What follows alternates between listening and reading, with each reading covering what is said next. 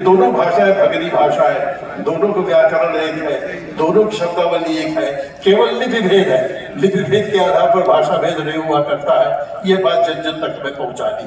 भाषाई सौहार्द पैदा करने के लिए बहुत जरूरी है कि पूरे देश में हम तुलनात्मक भारतीय साहित्य जैसे विषयों का अध्ययन करा पाए। जो तमिल में है बहुत कुछ वही हिंदी में है, वही तेलुगु में है, वही कन्नड़ में है, वही बंगला में है, वही मराठी में है। इतना भाव साम्य है, सभी एक संविधान द्वारा पारित है, सभी एक संसद द्वारा संचालित है और इन भाषाओं में कॉमन शब्दावली भी बहुत है। इसका संज्ञान कराने की आवश्यकता है ताकि ये भाषाई चार दीवारियां जो खड़ी हो गई है ये समाप्त हो जाए, हिंदी की स्वीकार्यता बढ़े, संघ की भाषा के रूप में अलग अलग क्षेत्रों में उनकी राजभाषा भी विकसित होती चली चले। तो इसलिए आवश्यक है इस अभियान को और ज्यादा तेज किया जाए। तो पाठागा का जो विभाजन किया गया है इस पर पुनर्विचार करने की जरूरत है।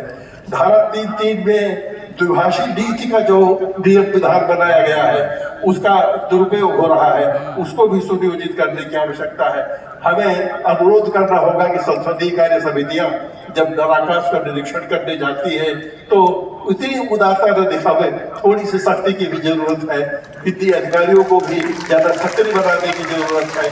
नराकाश को और ज्यादा उद्यमी बनाने की आवश्यकता है ताकि केवल औपचारिकता पूर्ति न हो, सचमुच जो वो रिपोर्ट में भेज रहे हैं। अब रिपोर्ट में लिख करके भेजना ही पड़ता है कि यहाँ 100% कार्य हिंदी में हो रहा है, जबकि उतना होता नहीं है। इस पर निरीक्षण करने की आवश्यकता। दूसरी आवश्यकता है कि हिंदी को किस तरह से ज्ञान विज्ञान के साथ जोड़ा जाए। परंपरा का जो ज्ञान है, ज्ञान की जो भारतीय परंपरा है उससे अधिकाधिक कैसे जोड़ा जाए। कविता कहानी नाटक तो महत्वपूर्ण है ही, लेकिन विज्ञान का युग है, इसमें जब तक ज्ञान परक साहित्य पूरे परिवार में नहीं आए। आज बड़ी सुंदर सुंदर प्रकाशन हुए, देखकर मन गदगद हो गया है। इस प्रवृत्ति को और आगे बढ़ाने की आवश्यकता है। राजभाषा में एक बहुत बड़ी समस्या है भाषकों की, टेक्निकल टर्मिनोलॉजी की। हमारे यहाँ वैज्ञानिक तकनीकी शब्दावली आयोग ने लगभग 12 लाख शब्द बना डाले हैं, बड़ा शुद्ध कार्य है, लेकिन बहुत सारे शब्द इतने जटिल हैं, इतने अव्यवहारिक है कि वे बस कोश में छपे हुए रह गए हैं। आवश्यकता यह है कि उसमें से कामकाजी शब्दों का एक अलग कोश बनाया जाए जिसका अधिकाधिक प्रयोग हमारे राजभाषा कर्मचारी अधिकारी करें और उसमें जटिलता का निवारण करते हुए जो तदभव शब्द है, जो आम बोलचाल के शब्द है, जो सरल शब्द है, उनको भरा जाए। अब जैसे ऑर्डिनेंस फैक्ट्री के लिए हम आयुध निर्माणी उपक्रम ऐसा परिष्कृत शब्द बना देते हैं, समझ में नहीं आता है। जब तक उसको अरबापुर कह करके अपना काम चला लेती है तो जन भाषा को उसमें स्थान देते हुए और ज्यादा पर्यायवाची शब्द डालते हुए उसे कामकाजी रूप देने की आवश्यकता है। एक बड़ी आवश्यकता है कि हिंदी में संक्षिप्ताक्षर नहीं, एब्रिविएशन नहीं।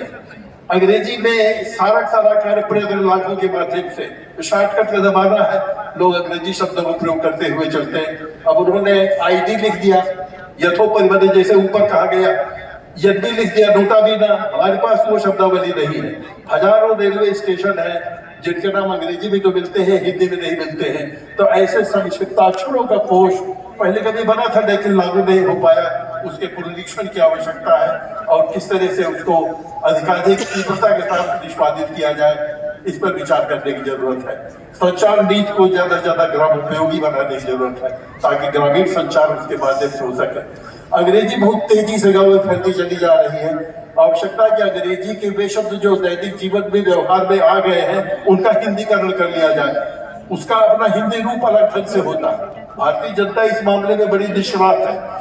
बहुत पहले शब्द बना था अंग्रेजों के जमाने में, रिक्रूटमेंट बोलते हुए जवाब में कई बार ऐठन लानी पड़ती है, जनता ने बना दिया नगरूट। उस प्रवृत्ति को आगे बढ़ाने की जरूरत है। इन शब्दों का अगर हिंदीकरण कर लेते हैं तो हमारा शब्दकोश निरंतर बढ़ता चला जाएगा और अधिक सामाजिक सुविधा भी हो जाएगी। तीसरी आवश्यकता, तीसरी प्रार्थना यह है, युवा पीढ़ी को राजभाषा और अलग क्षेत्रीय भाषाओं के प्रति आकृष्ट करने के लिए इन भाषाओं के साथ रोजगार की संभावनाएं बढ़ाई जाए। भाषा के माध्यम से अगर अनुवाद कला का प्रशिक्षण दे देते हैं तो रोजगार की वर्षा होने लगेगी।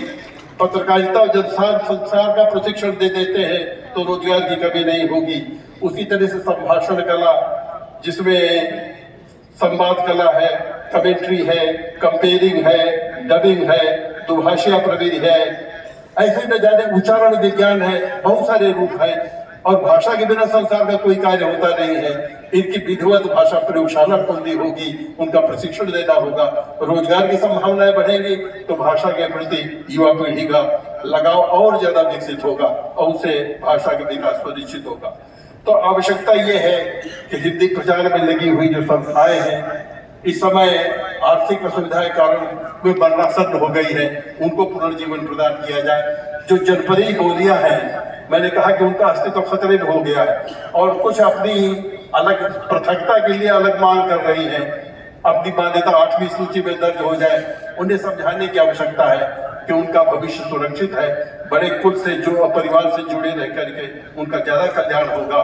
तो ऐसे कुछ नियमों की आवश्यकता है जिस पर पुनर्विचार समय समय पर भाषाविद लोग कर रहे हैं, जो भाषा से